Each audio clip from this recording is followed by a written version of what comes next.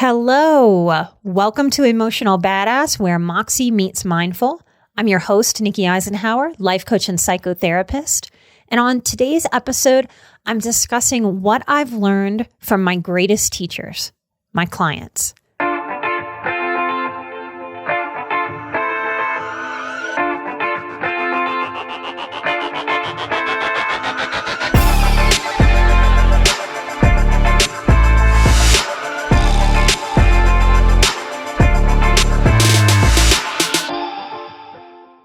My clients have truly been some of my greatest teachers. I was an interning therapist in 2005 in New Orleans, and that's the year that Katrina hit. I became a working counselor in 2006. That means 2023 makes 17 years that I have been in this field. I have had countless interactions in individual therapy and group therapy environments. I have worked in hospitals. I have worked in private practice. I have worked in adolescent homeless shelters. I've worked in high schools. I've had my own little yoga studio. The people that have come and gone in my life have been such opportunities of growth for me. There's this Buddhist idea and teaching that people come into our lives for a season to teach us something, for us to learn something, and then they move on. Growing up in New Orleans and in the South, I call it a fraternity or a sorority mindset, that we sort of grow up with this very quiet, not spoken expectation that the people that we meet in life are just going to be with us forever and ever till the end. And that has felt hurtful to me a lot of times in unfolding or unraveling that quiet expectation that I didn't even realize that I had. This Buddhist teaching has brought me a lot of peace. This is a very big reality that people are going to come and go. So I value my time with people, whether it's short or long-lived, about what I'm going to learn, what I'm going to take from those interactions. No one prepared me for what this career as a psychotherapist, as a counselor, would give me. I was warned about the inevitability that a client would, at some point in my career, have a successful suicide, that I would, as an addictions professional, lose a lot of people to that addiction. And I have. What wasn't presented to me was the beauty of watching people commit to changing their lives. The gift of that intimacy has helped me be a stronger person for myself and then for other people, for subsequent clients. When we witness someone in their strength, in their resiliency, in their own dedication to practice an ownership over whatever they have to own, because we don't choose to have traumatic things happen to us. But once they've happened, we have the choice to stand in our responsibility to own our life and own our path from that point forward, to give ourselves what we need to expand, to shed what no longer serves us, to shed and let go of whatever hurt us, to squeeze out the wisdom that's so hard earned and move forward. It has grown me into a better person with a bigger heart, with more patience for life, for myself, and for my clients as they navigate the messiness of life to find more peace, more security, and more fulfillment in this one precious life. So I made a little list, and this is a hard list to make because I could list out umpteen billion things. The list could go on and on and on forever. The first thing I want to talk to you about that my clients have taught me over the years is that we are all truly connected. Now, I have read umpteen billion things over the past 20 years about spirituality and connection. And for a long time, I understood that in my head. I understood that we are all part of the human condition. We are all part of the collective unconscious. Okay, we are all connected. But that was just a thought. That was just some knowledge, just an idea. Going through the experience of working with so many people over these 17 years has actually shown me in a way that defies word and story how connected we all are. There's a saying in Alcoholics Anonymous, in AA, that people die of terminal uniqueness. When we are in our pain, it's part of the trick that pain or our egos play on us as individuals. Our pain experience seems to tell us that we are the only person who has ever felt such pain, that we are isolated in our pain, that our pain is unique. That's why AA says some people die of terminal uniqueness. They convince themselves that they are unlike everyone else at that AA meeting, that they are somehow different. They are terminally unique. And that inability to allow themselves to be humbled, to look through a lens of how am I similar, how am I the same, while holding on to I must be terminally unique, is the very killer that separates us from our tribe, that separates us from our very own humanity, that blocks us from relating to others. And we are social creatures. It is in this relation, in seeing others, that our own selves often come into focus. If we have available empathy in reasonable amounts, in healthy amounts, or large amounts as highly sensitive people and empaths, then we can understand and empathize with anyone's hurt, with their sadness, with their rejection, with their embarrassment. But we can also be inspired. Think about this phrase that I'm about to use. We are moved. Isn't that interesting that that's the word that we use? When we're inspired by somebody, we are moved by them. By bearing witness to someone's recovery, we are moved forward. By seeing them get to the other side of sadness and grief, we become inspired by the human resiliency that we see in someone else that then gets reflected back to us, that we then reflect back to someone else. This is part of the spiritual fabric of our human existence as we relate to each other in this human tribe. The beauty that I have been gifted to be able to witness someone else rebuilding their own life is such a power that exponentially moves from one person through another person, through another person, through another person. It is far too easy and accessible for us to understand that we can pass misery very easily amongst us. But we can pass joy. We can pass resiliency. We can share the strength of this human experience. Every person I have come into contact with is a guru in this way. And that might be a fancy word that has a lot of woo-woo attached, but all guru means is a teacher. Any teacher is a potential remover of goo, remover of the ick, the guru. By embracing each person that comes into my life, each moment of relational energy, as a teacher, as a guru, I get to respect myself and my own energy and that of the person that I am with. These interactions enrich us.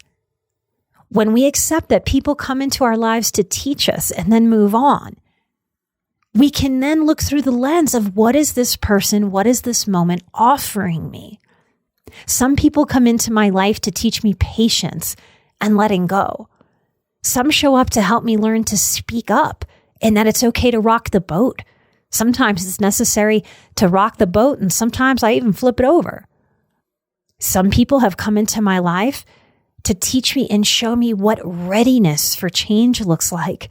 And others have come into my life to show me, to teach me, to help me see that some people are still very much in their resistance, that some people are holding on to their familiar for the sake of comfort, even while the familiar wreaks havoc on their present moment psyche and their lives. This has taught me and helped me to let go, to be encouraging of myself, getting outside of my comfort zone, even when every fiber of my being is sort of screaming and begging to just be allowed to sit in the comfort of what is known instead of reaching for a healthier unknown. Some people come into my life to rub me like sandpaper, y'all. I know y'all have some sandpapery people in your lives too. If I embrace this, then these people help me soften my edges. Just like that sandpaper might sand the edge of a wood table. I get to be mindful in these moments of softening my edge while maintaining my shape. We don't want to overdo it on the sandpaper on the edge of that table and lose shape. When we allow that our interactions don't happen to us, rather they happen for us, we grow our wisdom. We grow our centeredness. We grow our peace. We grow self-respect.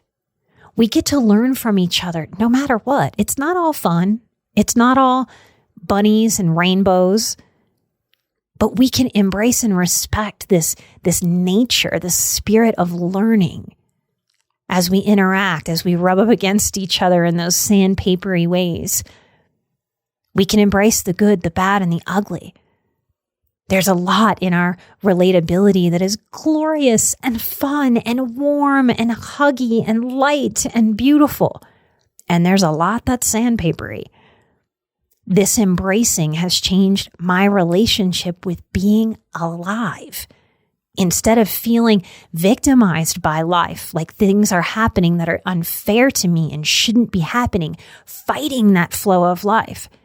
This acceptance, this openness, that we are all connected, that people are my gurus, whether they know it or not. This has opened me to experiences that continue to grow my emotional intelligence and help me honor my hard-earned wisdom and let future wisdom be easier earned. The next thing I want to share with you that my clients have taught me over the years is that energy and intuition are real.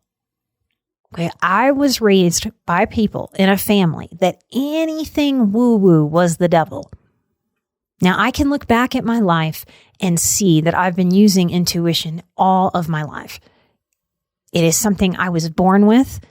I am not of the camp that all of our empath qualities or high sensitivity, that 100% of that comes from trauma. There are professionals who believe that.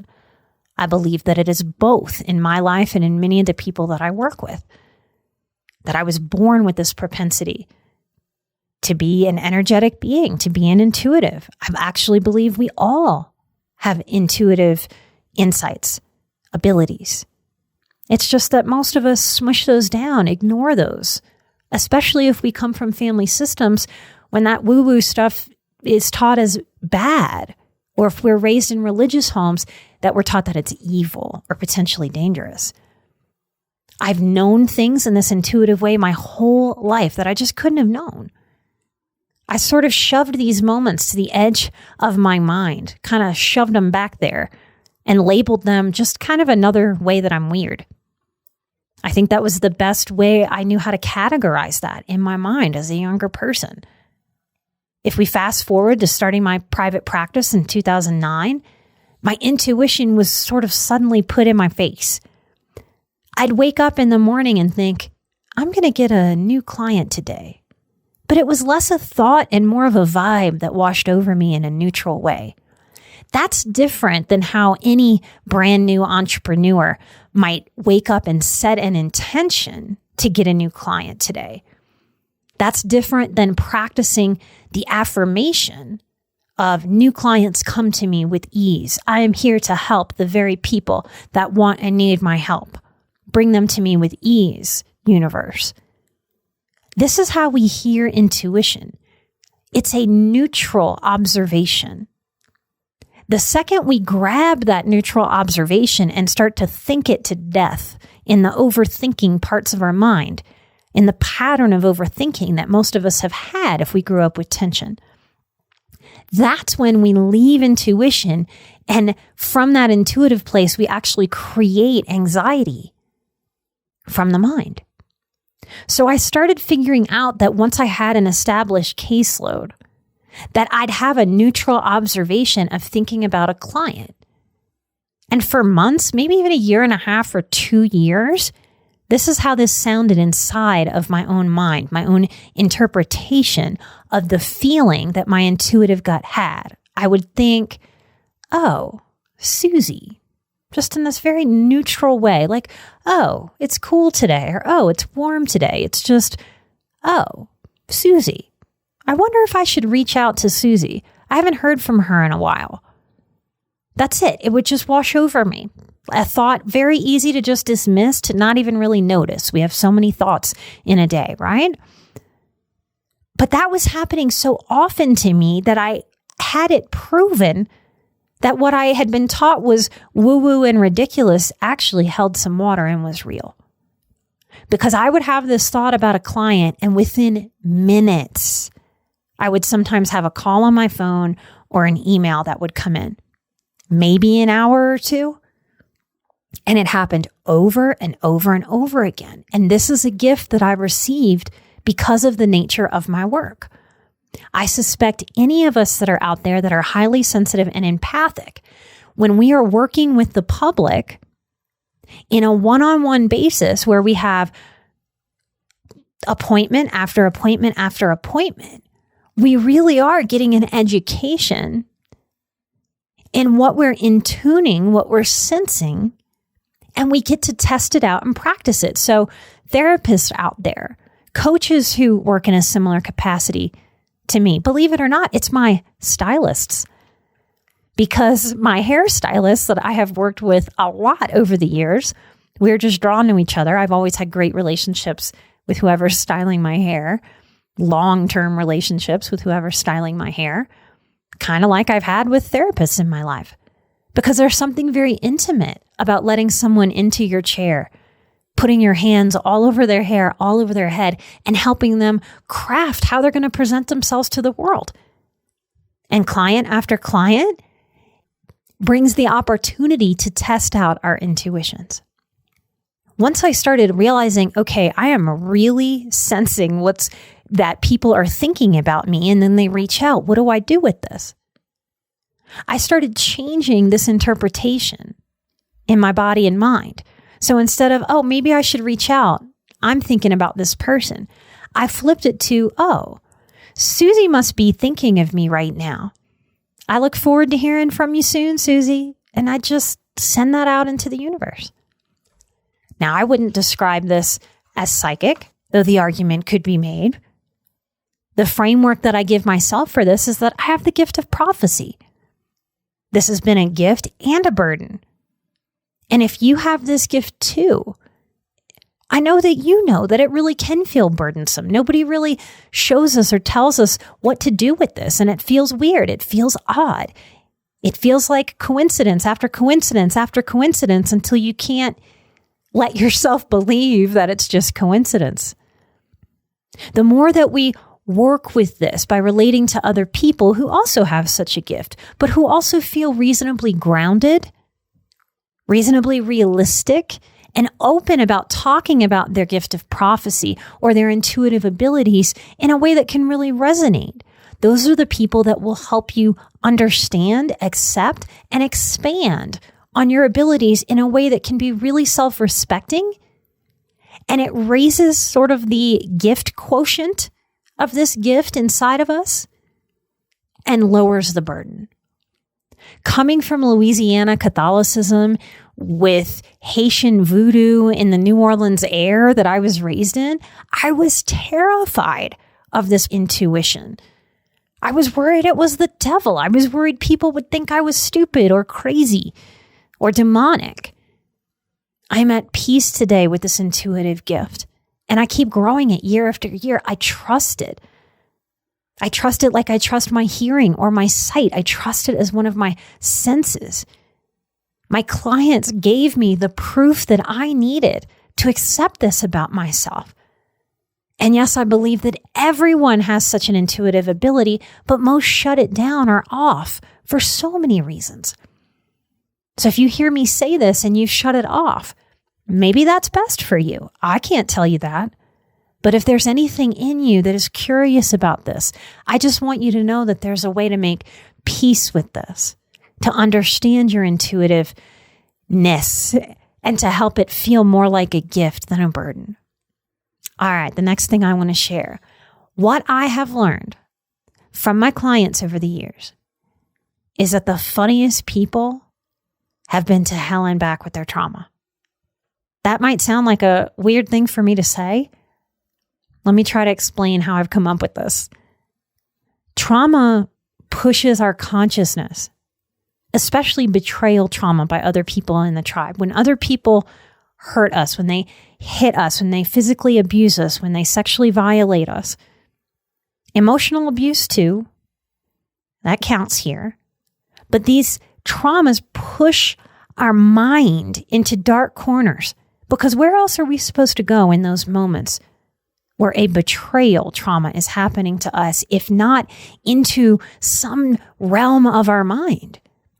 So trauma survivors, I have come to learn, have been pushed to some corners of their mind the way a non-abused mind maybe doesn't ever get pushed to.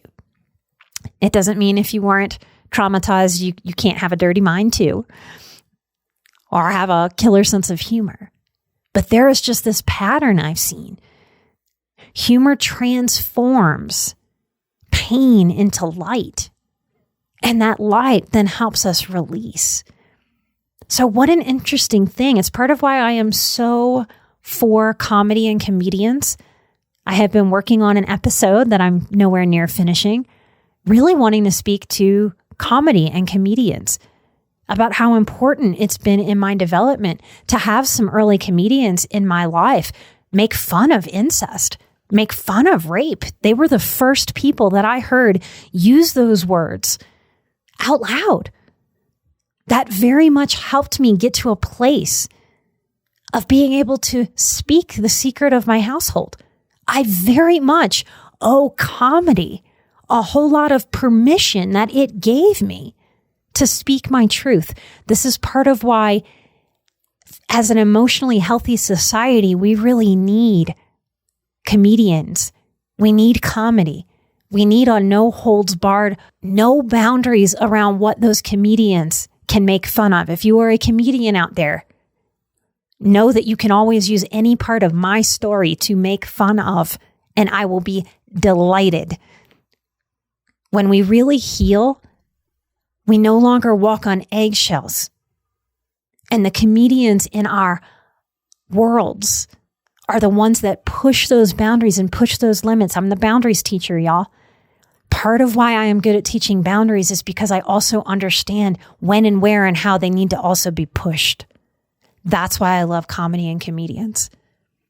Some of the people who have been through some of the worst traumas that I'm not going to repeat here, but the worst of the worst that you can imagine, will also tell me how much they enjoy the dirtiest, darkest comedy under the sun. It helps us make sense of our pain, y'all. Next thing I want to share with you that I have learned from my amazing clients over the years is to go with the flow. Now, again, I knew in my head and in my mind that we're supposed to go with the flow more, right? We know this as smart people, as emotionally intelligent people. We know that going with the flow is a good thing. Just because we know that doesn't necessarily mean that we have the musculature, the practice going with the flow. And trauma has this anti-flow quality. A lot of my most severe PTSD symptoms over the years were the impeding of my natural flow. That hypervigilance that makes us stop, hyper observe, be aware of everything that's happening in an attempt to be safe, because at any moment it could become unsafe. That's what trauma teaches, which in a way is a message of, I cannot let go and go with the flow. To let go and go with the flow means I am not taking care of myself. I am not on guard. I am not on watch. And that feels very, very dangerous after we've had a lot of trauma. So how have my clients taught me to go with the flow? Well, a million billion ways. Here is one specific way that has stuck out in my mind and has really just stayed in my heart. I ran a group when I was in Houston. It was an all Mexican group in a high school. I believe I might have been the only white lady there. When the students couldn't remember my name, I was the little white lady. And one of these students came to the support group I was running with a Yoda doll. Now, I knew about this kid, that this kid would act up in class. This kid had figured out how to be a distraction, how to act out to get attention from his peers in opposition against his teachers. So I walk into my group and I see that this kid has a big giant Yoda doll. Yep, Yoda. And in that moment, I took a deep breath because it challenged that part of me that didn't know how to go with the flow freely yet. And so I felt the resistance in my body. I felt like he's going to derail everything I have planned today. Kind of resistance, annoyance, aggravation. What do I do? Little trepidation, some anxiety. And then something just clicked in for me that what this kid needed and how I could use this moment was I didn't have to resist him. I didn't have to go against. I could go with the flow. I could go with the resistance. So instead of fighting that he had brought Yoda into the group, I said, oh, great. I'm so happy to have Yoda in group today. And we passed Yoda around and I would ask each kid whatever I was talking about, would ask them a question. Then I'd say, okay, if you were Yoda, how would you answer? And they would come up with so much wisdom that they wouldn't allow themselves to give as themselves because it's vulnerable to try, right? There's that thing in high school where it's cool to not care. It's kind of cool to roll your eyes and think the therapist in the room is being a pain in the ass, right? So I used Yoda. Now, that was one of the funnest groups. The kids had a lot of fun. That kid never tried to derail my group again after that. And I made damn sure that I lit up like the 4th of July every time I saw that young man. I wanted him to know that I appreciated how his mind worked. I wanted him to know that he could get attention just by being himself, that he didn't have to act up. That wasn't a conversation I had with him. That was an energy that passed between us because I took his cue, and instead of resisting his cue, I went with the flow. When we aren't attached to our own expectations of how something should be or how it should go or what I planned, we really can let go and go with the flow. And as trauma survivors, this is something that we've got to allow ourselves to practice and be messy with. You've got to be willing to go with the flow, even while part of your system, that hypervigilant part, is like, no, stop. I just desperately want to hang on to control. I figured this out in my mind already, and I want it to go the way that I want it to go. We can go with the flow. And the more that we practice it, the easier it gets, the better it feels. I am so grateful that I know how to go with the flow today.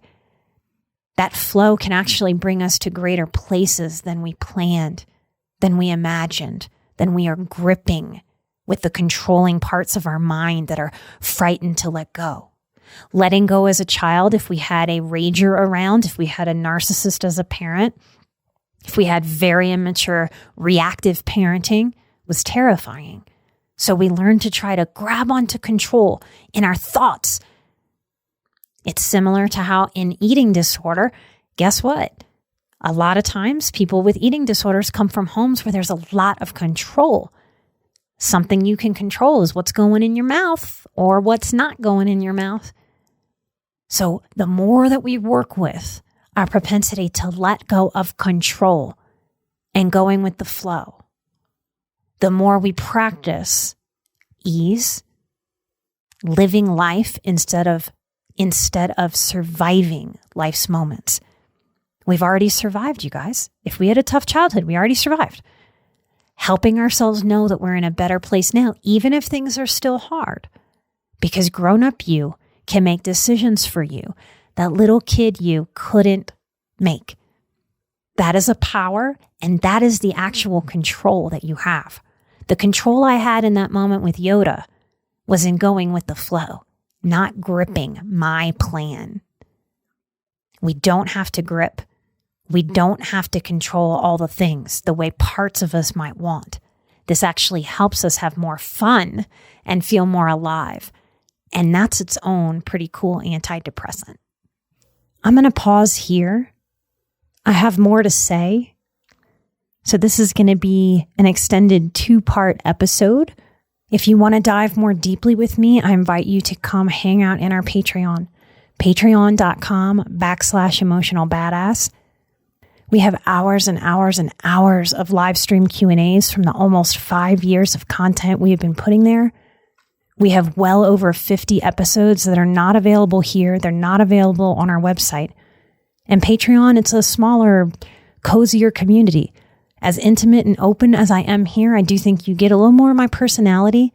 You get to see me on video, and it might sound strange. There's a lot that I can transmit through you being able to watch me with my body language that I just can't do over this microphone here. So if you resonate with my work, emotionalbadass.com/Patreon. Light and love, I'm an emotional badass, you're an emotional badass, and together we are where Moxie meets mindful. Bye-bye.